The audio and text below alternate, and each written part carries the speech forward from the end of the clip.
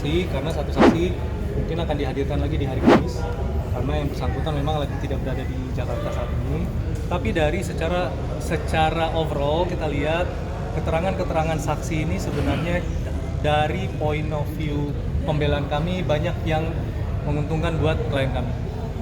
Yang pertama bahwa seolah-olah dari PT RBT itu ingin mengambil keuntungan yang lebih, terutama yang menambah peleburan dan pemurnian. Ternyata setelah disajikan di persidangan, memang sejak awal pemurnian itu sudah dikerjasamakan. Karena memang secara kapasitas produksinya ada permasalahan dan tidak semuanya beroperasi. Jadi untuk menampung biji timah dan kemudian melebur logam rutin yang nantinya kemudian dimurnikan, itu tidak mencukupi dengan menggunakan produksi yang ada. Kemudian rekan saya juga sudah menyampaikan bahwa terkait dengan tadi ada dari saksi menyampaikan bahwa kapasitas produksinya PT Timah mencukupi kok untuk melakukan produksi peleburan logam timah, ya. Ternyata setelah kita sajikan dengan data bahwa apakah bisa dan memungkinkan dengan perolehan biji timah berdasarkan annual report 2019, di mana perolehan biji timah itu 83.000 ton. Kira-kira memungkinkan nggak untuk kemudian smelternya PT Timah yang kapasitas produksinya hanya 42.000 ton itu mencukupi? Apalagi fakta yang kami temukan bahwa tidak semua tanurnya PT Timah itu beroperasi pada saat itu. Jadi dari 7 hanya ada 6. Ini juga menunjukkan bahwa sebenarnya pada saat itu manajemen direksi PT Timah mengambil keputusan, ya, mengambil kebijakan untuk melakukan kerjasama dalam rangka apa? Dalam rangka meningkatkan produksi biji timah PT Timah, meningkatkan produksi logam PT Timah, yang di situ ada unsur mulianya. Kalau kalian lihat di laporan keuangan di annual report di 2019 posisi PT Timah menjadi nomor 1 pengekspor logam terbesar di dunia, dan itu cita-cita mulia. Kemudian sekarang dipermasalahkan di dalam kasus ini miris. Kami lihat ini miris sekali. Jadi memang di 2018 itu manajemen PT Timah kan mau lari cepat. Itu bagian dari program percepatan pemerintah juga tuh, supaya menambahkan nilai jual, nilai added value komoditas dalam negeri. Dan gimana untuk mencapai cara itu? Untuk mencapai menjadi pengekspor terbesar di dunia, sedangkan infrastruktur tidak mencukupi, maka memang harus ditempuh cara untuk bekerja sama dengan pihak ketiga, dengan pihak swasta. Nah, pada saat melakukan itu sudah dilakukan kajian juga, nilai keekonomisannya bagaimana, apakah PT Timah mampu mencapai target tersebut dalam waktu yang singkat. Akhirnya kemudian ditentukanlah masih mendapat profit juga ketika melakukan kerjasama dengan swasta. Itulah yang dilakukan. Nah, sekarang kemudian menjadi masalah, itulah yang kemudian mau coba kita luruskan. Hari ini paling tidak sudah terbukti bahwa mispersepsi kalau PT Timah itu mampu melakukan sendiri untuk menjadi pengekspor timah terbesar di dunia, mampu dengan tanurnya sendiri, mampu dengan smelternya sendiri, itu tidak bisa karena memang tidak cukup kapasitasnya. Dan kami sebagai smelter swasta dalam hal ini PT RBT sangat mendukung program itu. Jadi kalau kemudian dianggap bahwa kenapa ini kompetitor mau saling membantu, ini kita demi nama Indonesia, ini kita merah putih. Jadi jangan selalu di frame bahwa ini kompetitor, kok kalian mau bekerja sama. Enggak. Bukan kompetitor justru. Ini tujuannya kita mau mencapai, ya, produksi logam, penjualan logam terbesar di dunia, ya harus bersatu. Nah, kemudian poin kedua tadi yang paling penting adalah hari ini kan yang paling besar digadang-gadang mengenai kerugian akibat lingkungan, ya. Hari ini terbukti lagi dari saksi yang hadir, dibilang kalau KLHK itu, Kementerian Lingkungan Hidup, selalu melakukan audit PT Timah, dan PT Timah itu selalu proper hasil auditnya. Dari tahun 2018 yang disebut-sebut ketika masa kerjasama smelter hingga sekarang pun masuk kategori proper.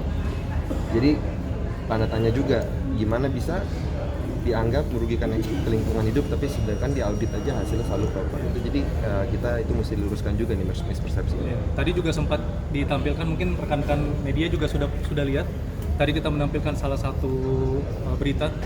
Sebenarnya 2015 Presiden Jokowi sudah menghimbau kepada masyarakat dan PT Timah untuk kemudian melegalkan penambang inkonvensional. Bahkan Presiden sendiri tidak pernah menyebut bahwa penambang masyarakat ini adalah penambang ilegal. Enggak. Kalau di berita itu penambang masyarakat ini adalah penambang inkonvensional, bukan penambang ilegal. Dan terbukti juga tadi berdasarkan penjelasan salah satu mitra penambangan, dia sendiri memiliki tanah. Ini yang juga kami berkali-kali mau tunjukkan di persidangan bahwa apa yang dimiliki IUP yang dimiliki oleh PT Timah tidak serta-merta bisa diartikan bahwa penguasaan hak atas tanahnya juga menjadi milik PT Timah. Tidak. Karena IUP itu bukan bukti kepemilikan. Makanya tadi saudara dari saksi, salah satu saksi yang punya CV menyampaikan bahwa kalau seandainya ada yang melakukan kegiatan penambangan di tanah dia, walaupun itu sudah dapat SPK dari PT Timah, apakah dia berhak mengusir? Dia bilang dia berhak mengusir. Karena tanah punya dia. Jadi ini juga yang bagian yang harus kita luruskan, persepsi ini harus kita luruskan, bahwa jangan disamakan antara IUP, izin usaha penambangan, dengan bukti kepemilikan lahan. Jangan disamakan IUP dengan bahasa bahwa dengan adanya IUP kita sudah memiliki semua biji timah itu. Belum tentu, karena ada aturan yang membatasi, ada pembatasan-pembatasan seperti itu. Ya. Tadi juga kelihatan Bang Harvey full senyum ya setelah sidang, apa itu tanda seperti diringankan oleh saksi-saksi yang ada, apa gimana? Ramah aja. Ramah aja. Tapi yang pasti gini, yang pasti adalah dari klien kami, seperti yang sebelumnya saya juga sampaikan, klien kami ini sangat serius menghadapi persidangan. Jadi poin-poin yang dia rasa sudah cukup disampaikan dalam persidangan itu saya rasa wajar jika semua orang tersenyum. Tapi masalah kemudian nanti putusannya seperti apa itu balik lagi ke keyakinan hakim.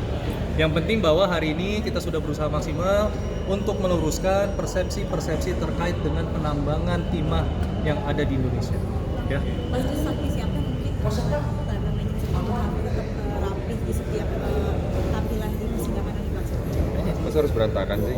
Kita menghormati persidangan Iya. kita. Itu ada nanti kalau dia berantakan majelis hakim merasa itu nanti konten. Tetap klinis ya.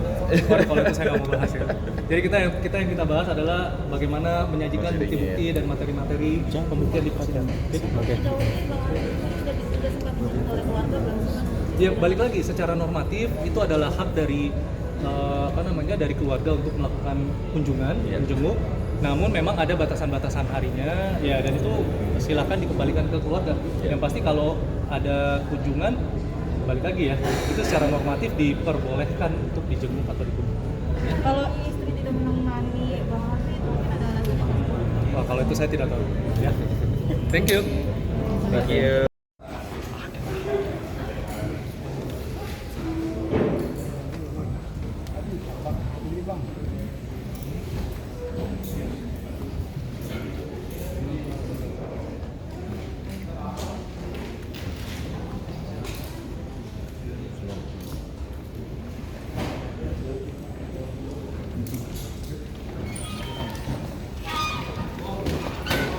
Oke, gimana mungkin? Mas Harvey mungkin tetap penampilan seperti apa kemudian di persidangan Mas Harvey. Mas Harvey sama Sandra. Mas Harvey tetap. Mungkin ada yang mau diungkapin.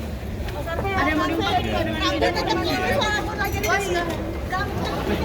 Gimana? Harvey rambut tetap klinis seperti apa Mas? Jalani sidang hari ini seperti apa Mas Harvey?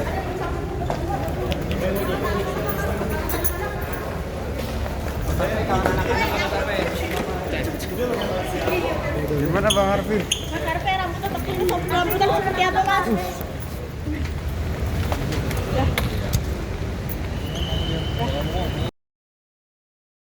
Jadi jangan lupa untuk subscribe Cumi Cumi. Ditekan ya tombol lonceng merahnya.